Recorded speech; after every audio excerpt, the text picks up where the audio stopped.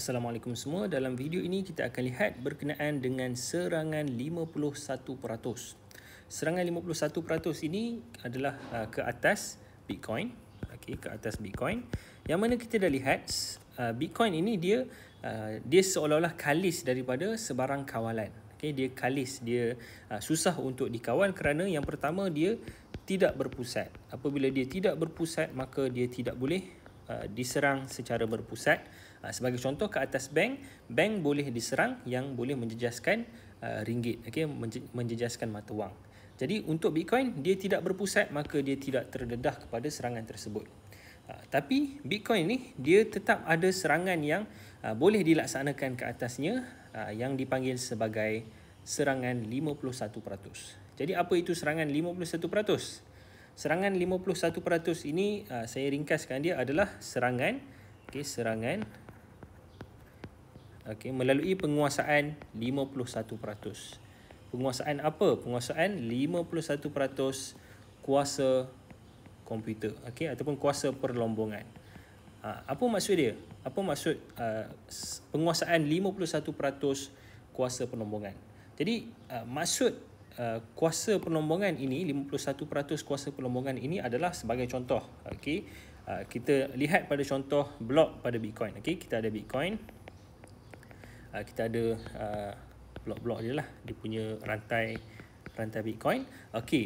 Rantai Bitcoin ni seperti yang saya dah jelaskan, blok-blok yang baru boleh dilombong oleh para pelombong. Yang mana para pelombong ni siapa-siapa pun boleh jadi. Siapa-siapa pun boleh jadi. Yang penting dia kena ada komputer. Dan komputer dia mestilah mempunyai kuasa yang tertentulah supaya dia boleh berjaya untuk melombong blok yang baru. Baik. Jadi serangan 51% ini kita boleh faham dari beberapa makna lah. Yang pertama, sebagai contoh saya lukis berapa ni? Ada 4, 8, 12, 16, 18. Kita bagi cukup 20. Jadi sekarang ni andaikan kita ada 20 pelombong Bitcoin. Serangan 51% ini ataupun penguasaan 51% kuasa pelombongan boleh membawa maksud kita ini berjaya mengawal lebih daripada 50%. Lebih daripada 50% daripada pelombong-pelombong ini.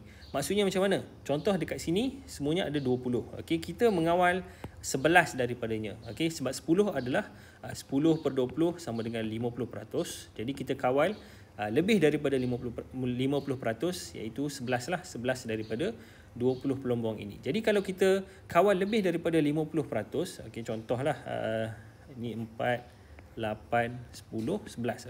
Kita mengawal pelombong ini. Contoh 11 daripada pelombong itu kita berkomplot dengan kesemua 11. Jadi kita boleh kata sebagai contoh transaksi yang berlaku, sebab data ini dia bila kita nak melombong data, kita nak melombong Bitcoin, kita kena dapatkan transaksi lah. Contoh dalam transaksi ini, kita ada pemindahan daripada A kepada B. Contoh A memberikan B sebanyak 5 Bitcoin. 5 Bitcoin. Jadi kita bersama-sama dengan para pelombong yang kita komplot ini, contoh kita adalah B. Kita ni adalah B yang mana kita nak tipu A. Jadi kita bila A bagi kat B 5 Bitcoin, kita nak tipu bahawa kita kata contoh A sebenarnya bagi dekat B 10 Bitcoin. Jadi kita maksudnya B ni dia mendapat 10 Bitcoin. Bukannya 5 Bitcoin daripada A. Maka apabila transaksi ini berlaku, kita mengambil kira yang 10 Bitcoin yang kita nak tipu ni. Jadi kita pun memberikan transaksi ini kepada semua pelombong yang kita dah komplot. Kita dah komplot dengan lebih daripada 50%. Jadi kesemua yang merah ni, mereka menerima yang 10 Bitcoin. Mereka menerima yang 10 Bitcoin walaupun mereka tahu bahawa sebenarnya A bagi dekat B 5 Bitcoin sahaja. Manakala yang baki ni, yang lagi 9 ini, lagi 9 ini mereka tak tahu pun kata ada komplot. Mereka tak tahu ada konspirasi. Jadi mereka menerima yang asal lah, yang sebenarnya. Jadi apabila kita ada lebih daripada 50% kuasa perlombongan, maksudnya kebarangkalian untuk kita melombong blok yang baru adalah lebih tinggi. Kerana kita menguasai 51% ataupun lebih daripada 51% kuasa pelombongan. Jadi kebarangkalian ni adalah kita yang akan menghasilkan blok yang baru. Okey, saya gunakan warna merah untuk melambangkan blok yang kita cuba tipu lah. Okey, jadi apabila adanya blok yang macam ini, sudah tentulah yang baki ni dia tahulah bahawa ini sebenarnya bukan yang kami terima. Okey, yang kami terima hanyalah 5 Bitcoin sahaja, bukannya 10. Tapi mereka boleh untuk tidak menerima blok kita. Cuma masalahnya adalah majoriti. Okay, majoriti pelombong-pelombong yang lain, iaitu yang kita dah berkomplot, mereka menerima blok yang ini. Okay, jadi kesemua boleh kata majoriti menerima, maka yang lain ini terpaksa juga untuk terima blok yang ini. Okay, blok yang kita tipu itu.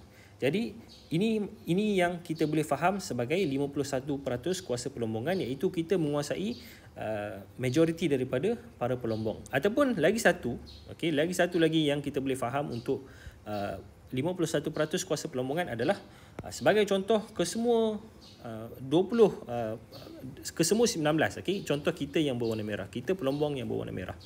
Contoh yang lain semua 19 ini kesemuanya pelombong yang baik, okey, pelombong yang jujur. Mereka menerima yang sebenarnya. Tapi kita nak tipu, kita nak ambil yang 10 Bitcoin.